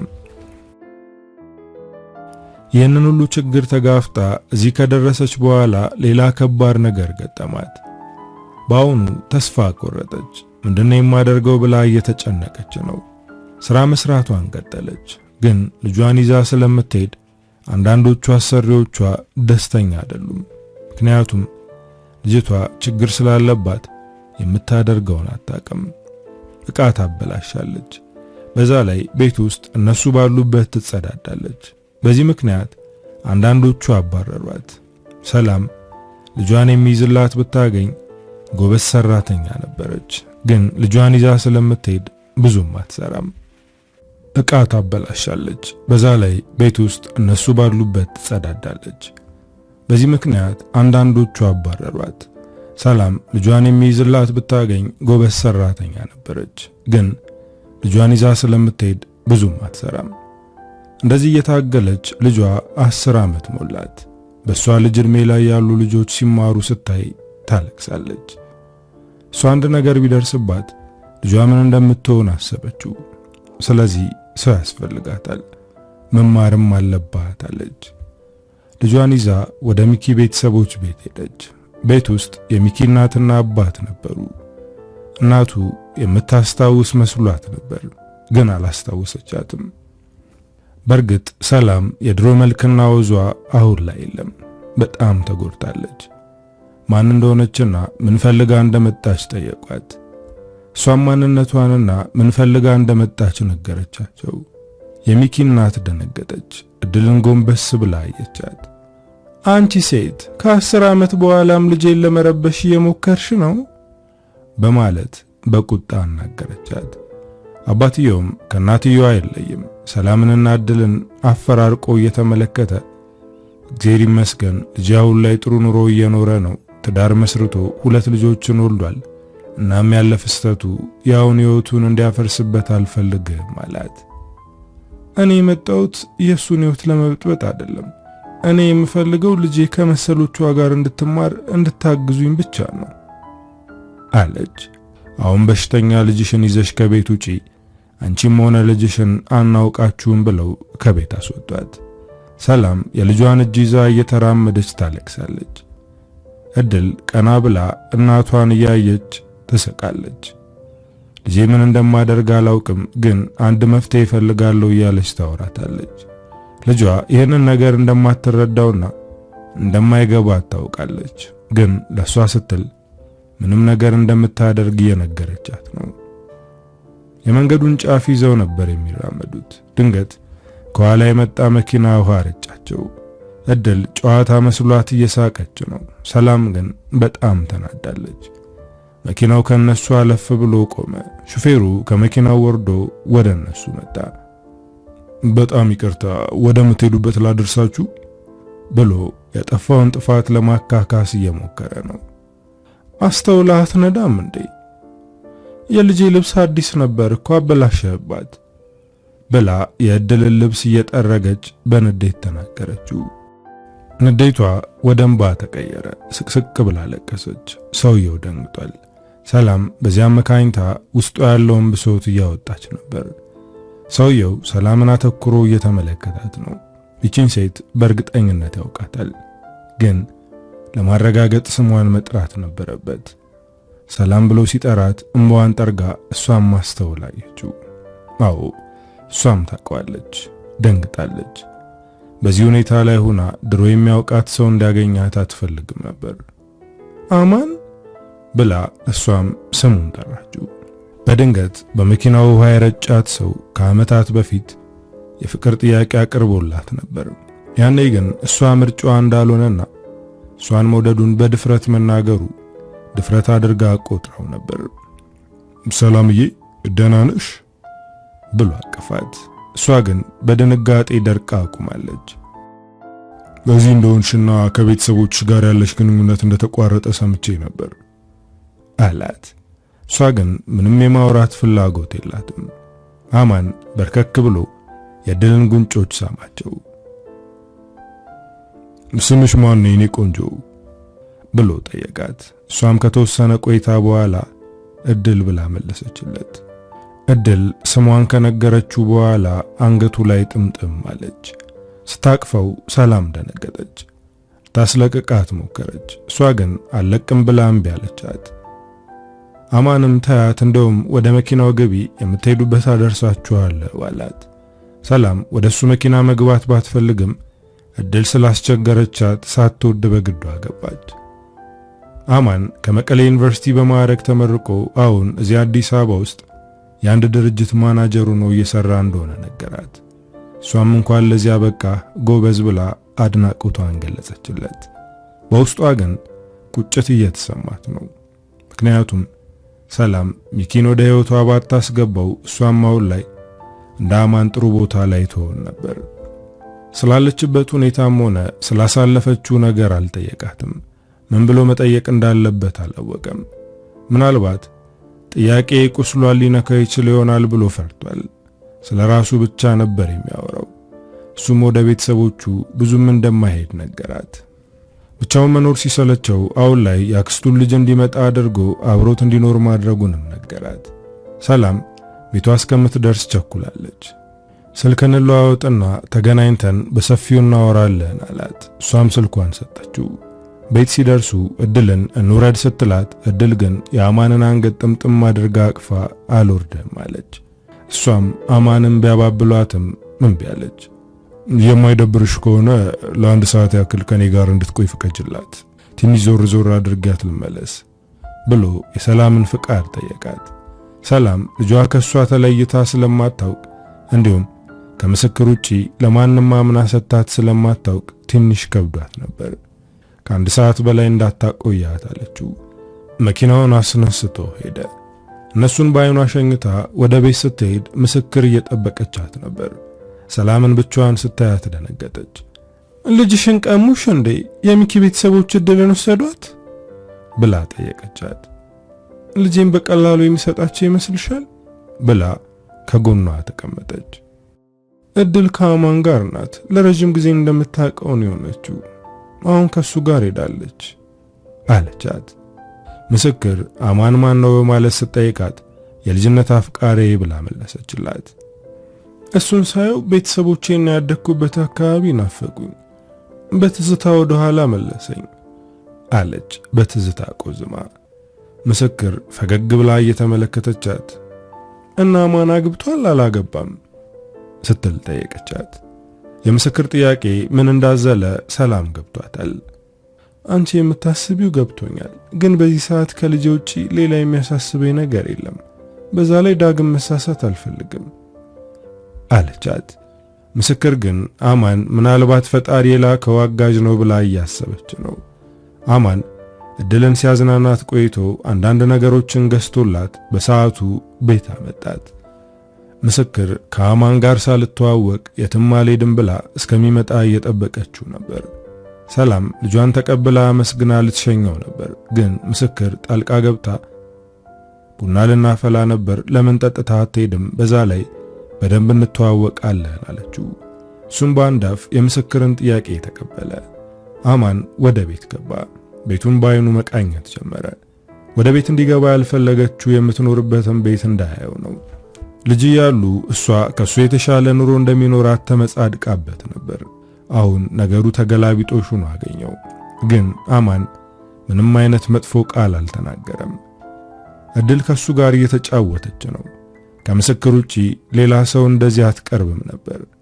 አማንን ግን ባንዴ ለመደችው። ትምህርት ትማራለች ወይ ብሎ ጠየቀ።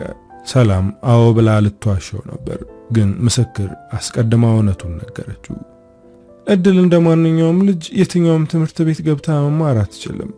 የሱ አይነት ተማሪዎች የሚማሩበት ነው መግባት ያለባት። ግን እዛ ለማስተማር አቅም ያስፈልጋል አለችው። እድል የማትማረው በገንዘብ አቅም እጥረት ምክንያት መሆኑን ሲረዳ በዚህ እድሜዋ እኮ ግዴታ መማር ይኖርባታል፣ የትምህርት ቤቱን ክፍያ እኔ አግዝሻለሁ ሲላት ተናደደች። እኔ ማንንም እርዳታ አልፈልግም ብላ በቁጣ ተናገረችው። ይሄ እኮ ክብርን የሚነካ ጉዳይ አይደለም፣ ለምንድነው የልጅቷን እድል የምትዘጊባት ብሎ እሱም በቁጣ ተናገራት። ሰላም ልጇን ማስተማር አቅቷት እኔ እየከፈልኩላት ነው ብለ ለቤተሰቦቼና ለአካባቢው ሰው ለመናገር ከሆነ አሁን ያለውበትንም ያውቃሉ አለችው። እኔ ላግዝሽ ያልኩት ለታይታ ሳይሆን ላግዝሽ ስለምፈልግ ነው።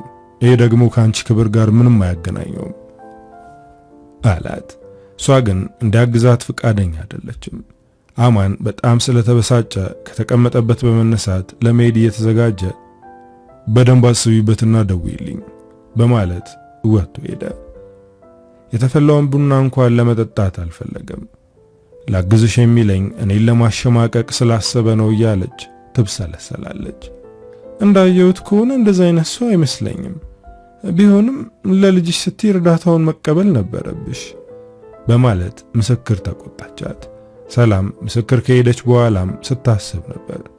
ክብሯንና ምን ይለኛል የሚለውን ሐሳብ ዋጥ አድርጋ ልጇን እንድትማር ለማድረግ ወሰነች። ሌሊቱ ሙሉ ስለዚህ ጉዳይ ነበር ስታስብ የነበረው። ጠዋት ለአማን ደወለችለት። እናም ያቀረበላትን እርዳታ እንደምትቀበል ነገረችው። ጥሩ ውሳኔን የወሰንሽው ይህንን በማድረግሽ አትጸጸቺም አላት። አሁን እድል ትምህርት ቤት ስለምትውል እሷ ያለምንም ችግር ስራዋን ትሰራለች። እድልን የመጀመሪያ ቀን ወደ ትምህርት ቤት የወሰዷት ከአማን ጋር ነበር። እድል ሁለቱንም በደስታ አቅፋ ተሰናብታ ገባች። አማን ሰላምን ወደ ቤቷ እየሸኛት ነበር። በመካከላቸው ያለው ዝምታ በጣም ስለሚጨንቅ አማን ዝምታውን ሰበረው። ከእድል አባት ጋር ድጋሚ አብራችሁ የምትሆኑበት እድል የለም በማለት ጠየቃት። እሷን በመኪናው መስታወት ወደ ውጭ እያየች የሱ ነገር ያከተመ ጉዳይ ነው፣ ልጁን አይፈልጋትም። እሱም ሆነ ቤተሰቦቹ ከመጀመሪያው እንድትወለድ አልፈለጉም ነበር። አሁን አዲስ ህይወት እንደጀመረ ሰምቻለሁ። ስለዚህ እሱ በእኔና በልጄ ህይወት ውስጥ ቅንጣት ቦታ የለውም አለችው። አነጋገሯና ሁኔታዋ አሳዘነው። ዞሮ ያያት ፊት ለፊት ከሚመጣ መኪና ጋር ሊላተም ምንም አልቀረውም ነበር። ሁለቱም ደንግጠው ነበር። ምን ሆነ ነው ፊት ለፊትህን አታይም እንዴ በማለት በድንጋጤ ቁና እየተነፈሰች ተናገረችው። አሁንም አይኖቼ ካንቺ ላይ መነሳት አልቻሉም። ከረጅም ዓመት በኋላ ስላንቺ ማሰቤን አላቆምኩም አለ። መኪናው ካስደነገጣት በላይ የሱ ንግግር ይበልጥ አስደንግጧታል። ሰላም ከሱ ጋር ከተለያየች በኋላም ንግግሩን እያስታወሰችው ነበር። የነገራትን ነገር ለምስክር ስትነግራት ምስክር በጣም ደስ አላት። ሰላምዬ አማናውንም ይወድሻል።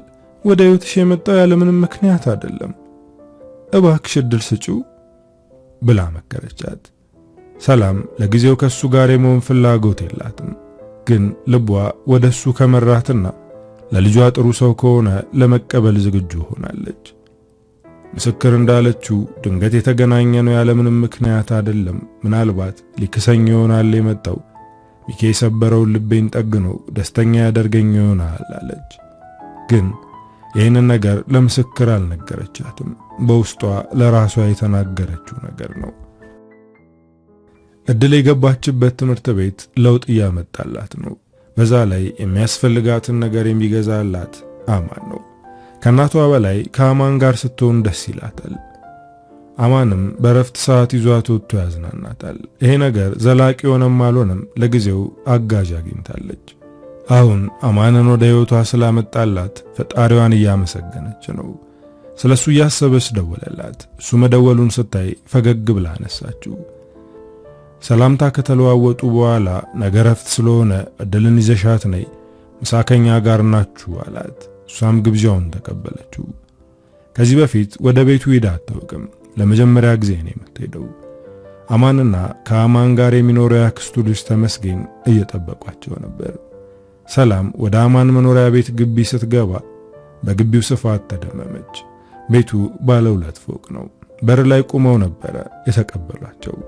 እድል አማንን ስታየው በደስታ ፈነደቀች። እሱም አቅፎ ሳማት። ከተመስገን ጋር አስተዋወቃቸው። ከግቢው በላይ ቤቱ በጣም ውብ ነው። የተዘጋጀው ምሳ አብረው በሉ። ከምሳ በኋላ ቡና እየጠጡ መጫወት ጀመሩ። አማን ሌላ ሐሳብ አቀረበላት። ቤቱ እንደምታየው ሰፊ ነው። ክራይ ከምትከፊ ለምን እዚያ አትኖሪም? ለእድልም ጥሩ ይሆንላታል አላት።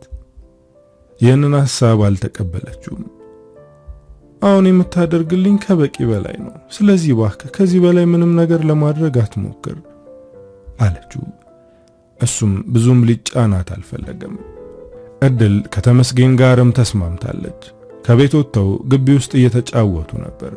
ሰላምና አማን ብቻቸውን ቁጭ ብለዋል።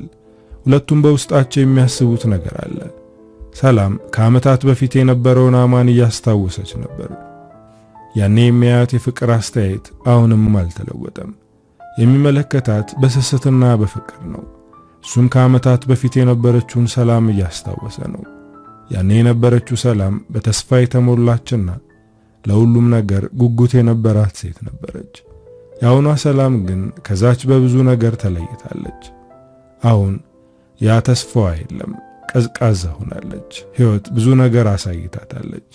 ማሳየት ብቻ ሳይሆን ፈትናታለች። በፈገግታ ተመለከታት። ለምንድነው እንደዚህ የሚያየኝ እያለች በውስጧ ትጠይቃለች።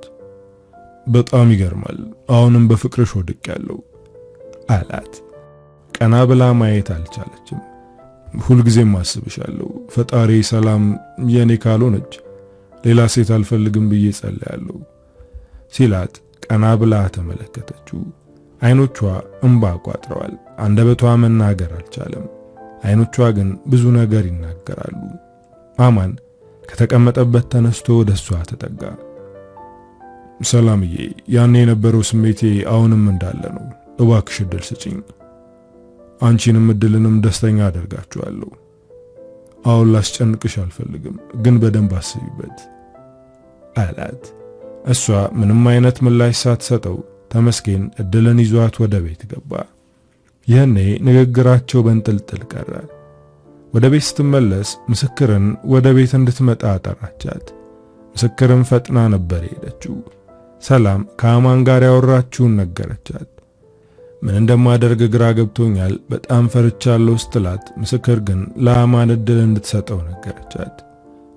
ካለፍሽው በላይ ወደፊት የሚመጣው ረጅም ነው፣ ስለዚህ የእድሜሽን አመሻሽ ከአማን ጎኑኝ በማለት መከረቻት። ሰላም የአማንን የፍቅር ጥያቄ ለመቀበል ፍቃደኛ ሆነች። ፍቃደኛ መሆኗን ስትነግረው በደስታ ነባ። ይህንን ለዓመታት ሲመኘው ነበር። ሰላም ከልጇ ጋር ከአማን ጋር መኖር ጀመረች። ተመስገንም አብሯቸው እየኖረ ነው። ሰላም ይህንን ነገር ቤተሰቦቿም ሆኑ የተመስገን ቤተሰቦች እንዲያውቁ አልፈለገችም። ትንሽ ጊዜ እንቆይና በደንብ ተዘጋጅቼ እንዲያውቁ እናደርጋለን አለችው። እሱም እሷ ያለችውን ብቻ ነበር የሚያደርገው። አንቺ እንደምትፈልጊው ነው የሚሆነው አላት። አሁን ጥሩ የሚባል ኑሮ መኖር ጀመረች። እሷም ሆነች ልጇ ደስተኞች ናቸው። ሚኪ ቢጎዳትም በአማን ተካሰች። እንክብካቤውና ፍቅሩ የተለየ ነው። አንድ ቀን ፍቅሩ ጎሎባት አያውቅም። ከሱ ጋር ፍቅር ጀምራ አብራ መኖር ከጀመረች እንደቀላል ድፍን 3 ዓመት ሞላት። ቤታቸው በሳቅና በደስታ የተሞላ ነው። አሁን ድጋሚ ለመውለድ እያሰበች ነው። ግን ከተመስገን ጋር እየተስማማች አይደለም። ምክንያቱም የመጠጥ ሱሰኛ ሆኗል። ጠጥቶ ሲመጣ በጣም ይረብሻል። በዛ ላይ ከአማን ጋር ዱላ ቀረሽ ጸብ ነው የሚጣሉት። ይህንን ነገር ካስተካከለች በኋላ የመውለድ እቅድ አላት። እድል ሁኔታዋ እየተሻሻለና ደስተኛ ሆና ነበር። ግን ከቅርብ ጊዜ ወዲህ ጸባዋ ተለውጧል። ምን እንደሆነች ቢጠይቋትም አትናገርም። ትነጫነጫለች፣ ታለቅሳለችም። ሰላምና አማን በጣም ተጨንቀዋል። አንድ ቀን መምሯ ደወለችላቸው። አማንና ሰላም አብረው ወደ ትምህርት ቤት ሄዱ። እዛ ሲደርሱ የተነገራቸው ነገር ግን ጥሩ አልነበረም። እድል ያለችበት ሁኔታ ጥሩ እንዳልሆነና የሆነ ሰው ጥቃት እንዳደረሰባት ተነገራቸው። አማን በድንጋጤ ምን አይነት ጥቃት ነው? ምን አይነት ጨካኝ ሰው ቢሆን ነው እድል ላይ እጁን ያነሳባት ብሎ መምሯን ጠየቃት። እድል በተደጋጋሚ ጾታዊ ጥቃት እንደደረሰባት ተነገራቸው። ሁለቱም ደነገጡ። ወዲያው ምርመራ እንዲደረግላት አደረጉ። እድል በተደጋጋሚ ጾታዊ ግንኙነት እንዳደረገች ያሳያል። በዛ ላይ ብልቷ አካባቢ ቁስለት እንዳለም ምርመራ ያሳያል። ይህንን የጭካኔ ሥራ ያደረገው ማን ነው ብሎ አማን በንዴት እየተንቆራጠጠ ነው። ሰላም ግን አንድ ሰው ላይ ጣቷን ቀስራለች። ይህን ነገር ከተመስገን ውጪ ማንም ሊያደርገው አይችልም አለች። አማን ግን ተመስገን ነው ብሎ ማመን ከበደው። ተመስገንን በደንብ አውቀዋለሁ፣ ጠጥቶ መስከር የጀመረው እንኳን በቅርቡ ነው፣ ስርዓት ያለው ልጅ ነው አላት። እድል እንድትነግራቸው ብዙ ነገር ሞክረዋል። እነሱ ብቻ ሳይሆኑ ዶክተሮቹም የተለየ ዘዴ ተጠቅመው እንድትነግራቸው ለማድረግ ቢሞክሩም እድል ግን በዝምታ አንድ ነገር ላይ አይኗን ተክላ ከመቀመጥ ውጪ ምንም ያለችው ነገር የለም። ወደ ቤት ሲሄዱ ተመስገን ቤት አልነበረም። ሰላም ይመጣል ብላ እስከ እኩለ ሌሊት እየጠበቀችው ነበር፣ ግን ተመስገን አልመጣም። በነጋታውም ወደ ቤት አልመጣም። ስልክ ቢደወልለትም ስልኩ ዝግ ነው። አሁን እርግጠኛ ሆና መናገር ጀመረች። ሰላም በንዴት ጠረጴዛውን እየመታች እንዴት ይችን ምስኪን ልጅ እንደዚህ ያደርጋል አለች። አማን ወደሷ በመጠጋት ሊያረጋጋት ሞከረ። እውነቴን ነገር እሱ ከሆነ ያደረገው በገዛ እጆቹ አንቄ ገለዋለሁ አላት። ርቆ ከመጥፋቱ በፊት ለፖሊስ እናሳውቅ አለችው። አማንም በሐሳቧ ተስማማ። ወደ ፖሊስ ጣቢያ ለመሄድ እየተዘጋጁ ያለ ከወደ ውጭ ድምጽ ሰሙ። ከላይኛው ፎቅ ዕቃ የወደቀ ነበር የመሰላቸው። ወደ ፖሊስ ጣቢያ ለመሄድ እየተዘጋጁ ያለ ከወደ ውጭ ድምጽ ሰሙ። ከላይኛው ፎቅ ዕቃ የወደቀ ነበር የመሰላቸው። ወደው ሰራተኛዋ በኃይል ጮኸች። ሰላምና አማን እየሮጡ ወደ ውጭ ሲወጡ ወለሉ ደም በደም ሆኗል። እድል መሬት ላይ ተዘረራ። ከጭንቅላቷ ደም እየጎረፈ ነው። ልጄ ብላ በመሄድ ከጭንቅላቷ ቀና አደረገቻት። እድል ግን ሕይወቷ አልፎ ነበር። እድል እንደዚህ የሆነችው ራሷን ከፎቅ ወርውራ ነው። ሁሉም ሰው ለእድል ሳይሆን ለሰላም ነበር ያዘነው። ምክንያቱም ያለችበት ሁኔታ ጥሩ አይደለም። ብዙ መከራና ስቃይ ያየችባት ልጇ በዚህ መልኩ መሞቷ በጣም ያሳዝናል። ሰላም ልጇ ስትቀበር መቆም ስላልቻለች በሰዎች ተደግፋ ነበር። ከቀብር መልስም ወደ ቤት ሳይሆን ወደ ሆስፒታል ነበር የገባችው። አማን ሰላምን ሆስፒታል አድርሶ ሊወጣ ሲል ምስክር አስቆመችው። ሰላም እንደዚህ ሆና አንተ የት ልትሄድ ነው? አንተን ከጎኗ ካጣች ይበልጥ ትጎዳለች። እባክህ ትተሃት አትሂድ ብላ በዓይኖቿ ተማጸነችው። አማን ንዴቱንም ሐዘኑንም በውስጡ አምቆታል። ሰላምን እስከ ሕይወቴ ፍጻሜ የትም ትቼ አልሄድም፣ እሷ ባትፈልገኝ እንኳን እኔ ተስፋ አልቆርጥም፣ ግን አሁን የሚሄደው ያንን አረመኔና ጨካኝ አግኝቼ በእጆቼ ለመግደል ነው አለ። ዓይኑ ላይ የሚንቀለቀለው ንዴት ስታይ ፈራችው። እባክህ አማን ለሰላም ስትል ስተት እንዳትሰራ።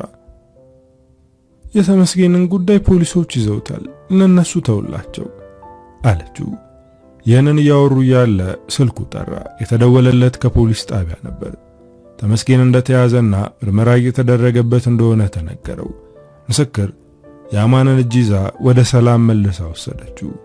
አማን ከጎኗ ተቀምጦ እስከምትነቃ እየጠበቃት ነበር። ከተወሰነ ሰዓት በኋላ ዓይኗን ገለጠች። አማንን እየተመለከተች ባልነቃ ደስ ይለኝ ነበር አለችው። እሱም እንባዋን በመዳፎቹ እየጠረገላት እኔ ደግሞ እንድትነቂ እየጸለይኩ ነበር ብሎ መለሰላት።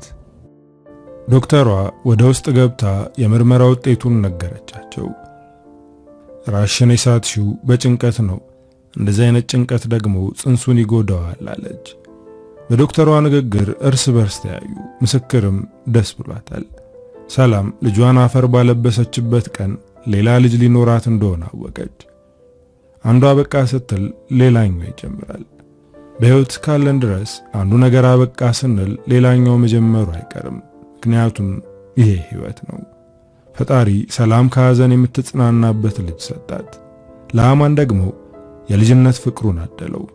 የአማን ቤተሰቦች ተመስገንን ያለ ጥፋቱ ነው እንዲታሰር ያደረከው ብለው ፊታቸውን አዞሩበት። የሰላም ቤተሰቦችም እሷን ማግኘትም ሆነ ማየት አይፈልጉም። ሁለቱም ከጀርባቸው የሚቆም ቤተሰብ ባይኖራቸውም እርስ በርስ ይደጋገፋሉ። ሰላም በሚኬ የተጎዳውን ልቧን አማን ጠገነላት። ስንት ያየችባትን ልጇን በሞት ብታጣም ፈጣሪ ሌላ ልጅ ሰጣት። አጀማመሯ ስቃይ የሞላበት ቢሆንም የእድሜዋ መሻሽ መልካም ሆነላት። ፈጣሪ በከባዱ ሲፈትነን ያለምንም ነገር አይደለም፣ የተሻለና ለኛ የሚሆነውን ሊሰጠን ሲፈልግ ነው። አበቃው። ከፊያሜታ አምሃ።